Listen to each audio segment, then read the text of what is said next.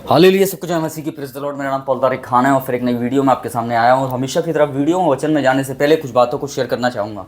इस बात को ध्यान रखें, पूर्वजों का पाप मेरे प्रिय शराब को लेकर नहीं आता, पर परमेश्वर उस पापों से बाहर निकालना भी जानता है मेरे प्रियानो।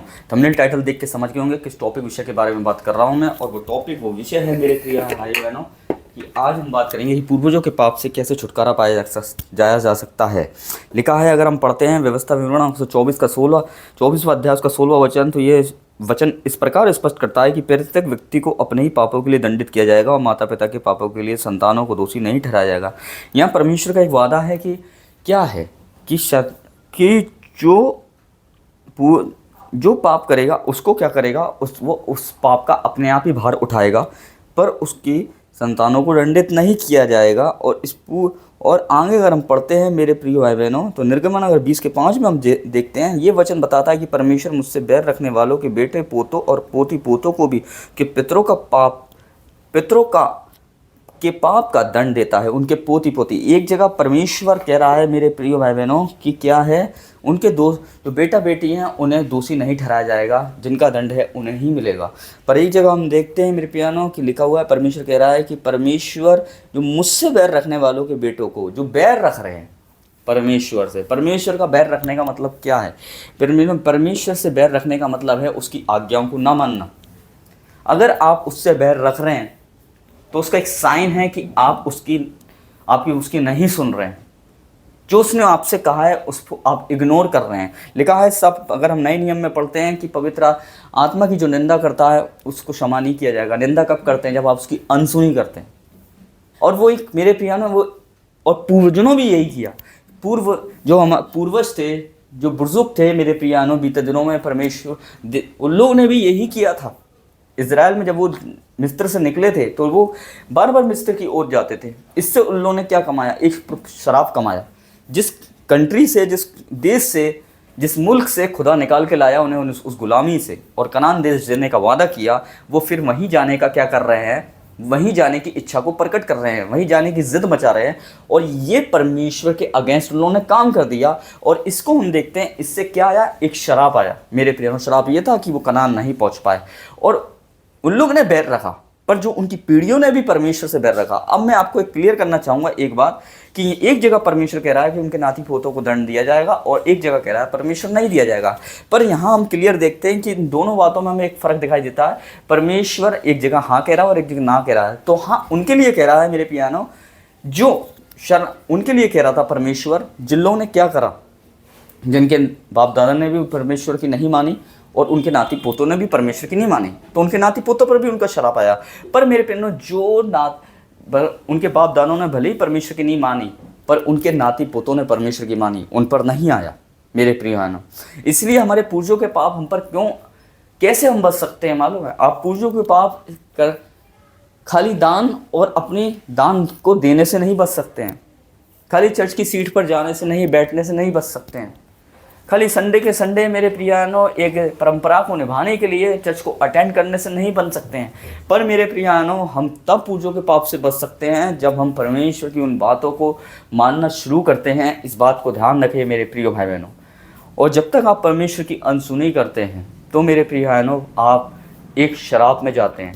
पर जब आप परमेश्वर की सुनते हैं और जब यीशु मसीह पर आप विश्वास ले आते हैं, यीशु मसीह को आप कबूल कर लेते हैं, यीशु मसीह को आप रिसीव कर लेते हैं, विश्वास कर लेते हैं, विश्वास जैसे काम भी करते हैं, तो परमेश्वर आपके पूर्वजों के पाप से आपको आज़ादी देता है। इस बात को ध्यान रखें मेरे प्रिय भाई। इसलिए पूर्वजों का पाप मेरे प्रियानो, कई बार परमेश्वर ने कहा कि मैं उसकी तीसरी या चौथी पीढ़ी तक उसे दूंगा। पर तीसरी चौथी पीढ़ी तक, अगर तीसरी चौथी पीढ़ी अगर यीशु मसीह पर विश्वास लिया, तीसरी चौथी पीढ़ी यीशु मसीह पर ईमान लिया और विश्वास जैसे काम करे, तो परमेश्वर अपने शराब को उस तीसरी चौथी पीढ़ी से हटा लेता है। पर उसे देता नहीं है, उसे आशीष देता है। पर मेरे प्रियानो, अगर तीसरी चौथी पीढ़ी अपने पूर्वजों के पापों के हिसाब से अभी तक चल रही है, तो जायज़ सी बात है कि उस पर शराब आना ही आना है।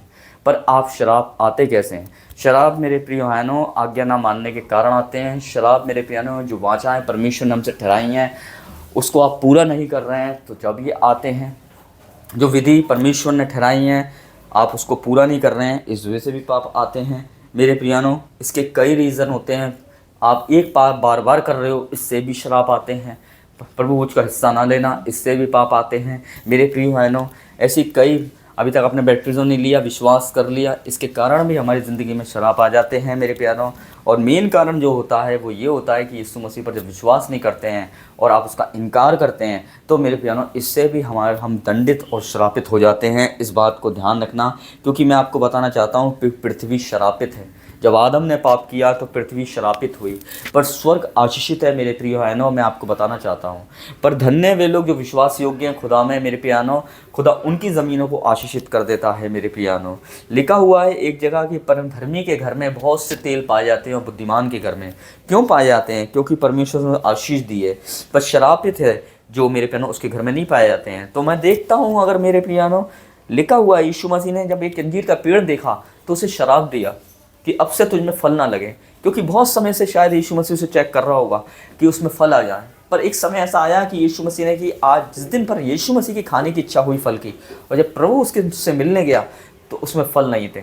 ऐसे ही मेरे प्रिय बहनों, जब हमें फल नहीं आते हैं तो मेरे प्रिय बहनों हम श्रापित हो जाते हैं। आत्मिक फल हमारे अंदर नहीं आते हैं, प्रेम का फल हमारे अंदर नहीं आता है, दया का फल हमारे अंदर नहीं आता है, संयम का फल हमारे अंदर नहीं आता है, नम्रता का फल हमारे अंदर नहीं आता है मेरे प्रिय बहनों, तो हम श्रापित हो जाते हैं। इस बात को ध्यान रखना। पर परमेश्वर के पवित्र आत्मा के 9 फल हमें मेरे प्रिय बहनों आशीषित करते हैं। और ये फल जब यीशु मसीह हमारे अंदर देखता है तो मेरे प्रिय बहनों, उस अंजीर के पेड़ को श्राप दिया था कि उसके अंदर फल नहीं थे, पर जब मेरे प्रिय बहनों आपके अंदर फल होंगे तो वो आपको आशीष क्यों नहीं देगा? जब फल नहीं थे तो उन्हें क्या कर दिया? फल नहीं थे, श्राप दे दिया। पर जब फल होंगे तो क्या वो आशीष नहीं देगा? आप मुझे बताइए। तो आज वीडियो को देख के आपको कैसा लगा आप मुझे कमेंट बॉक्स में कमेंट कर सकते हैं। इसलिए मैं ऐसे ही आप पीढ़ियों के पूर्वजों के पापों से श्राप पा सकते हैं, और वो इस तरीके से पा सकते हैं जब आप यीशु मसीह पर ईमान ले आते हैं। तो सबको जय मसीह की। Praise the Lord. खुदा आपको बरकत दे।